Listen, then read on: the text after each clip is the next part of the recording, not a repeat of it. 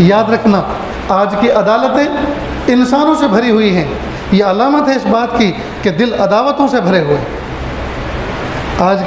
آج کی عدالتیں انسانوں سے بھری ہوئی ہیں، یہ علامت ہے اس بات کی کہ دل عداوتوں سے بھرے ہوئے ہیں۔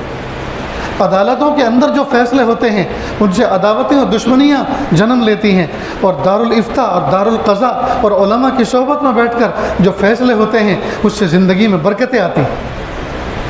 عدالتوں میں وہی جاتا ہے جس کا انصاف کرنے کا ارادہ نہیں ہے بلکہ کسی دوسرے سے چھیننے کا ارادہ ہے۔